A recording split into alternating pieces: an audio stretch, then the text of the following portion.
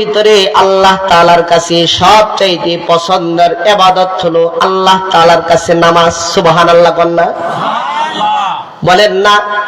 আল্লাহ তাআলার কাছে ইবাদতের ভিতরে সবচাইতে দামি ইবাদতের নাম কি?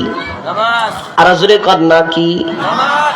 নামাজের ভিতরে আল্লাহ তাআলা ডাক দেয়া বলে ওয়াসজুদ ওয়াক্তারিব, যে যত বেশি বান্দা আমার কাছে সিজদা দিবি, বান্দা সিজদায় পড়ে থাকবি, তেলাওয়াতুল কুরআন, যে যত বেশি বান্দা সিজদা দিবি আর কোরআন তেলাওয়াত করবি, আল্লাহ তাআলা ডাক দেয়া বলেন ওর সাথে আমার ডাইরেক্ট আমি আল্লাহর সাথে বান্দার সাথে সম্পর্ক হয়ে যাবে।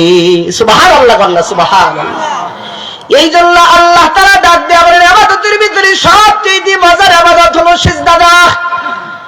নামাজের ভিতরে সিজদা দিবে, নামাজের ভিতরে যখন বান্দা যখন সিজদার ভিতরে পড়ে যায়, খুব দিল দিয়ে শুনেন রে বাবা, নামাজের ভিতরে যখন বান্দা নামাজের ভিতরে সিজদার ভিতরে যখন পড়ে যায়, সিজদার ভিতরে যাইয়া বান্দা নিজের মাথাটাকে নত করে দিয়া সিজদার ভিতরে যায়া বলে সুবহান সুবহানা রাব্বিয়াল আলা, সুবহানা রাব্বিয়াল আলা, সুবহানা রাব্বিয়াল আলা বলতে থাকে।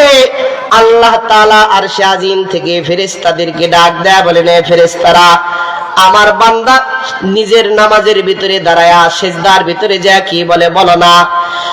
ফেরেশতারা আল্লাহ তাআলাকে ডাক দেয়া বলেন আল্লাহ আপনার বান্দারা সিজদার ভিতরে যায়া সুবহানা রাব্বিয়াল আলা, সুবহানা রাব্বিয়াল আলা বলতেছি।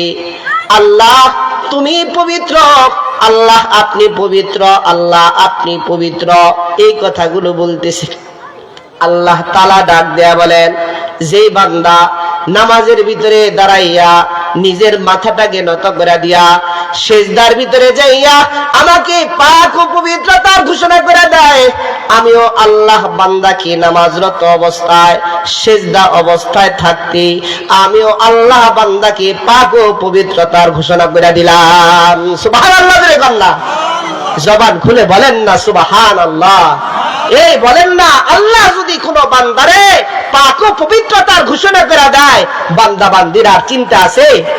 এই জোরে কোন না আর চিন্তা আছে?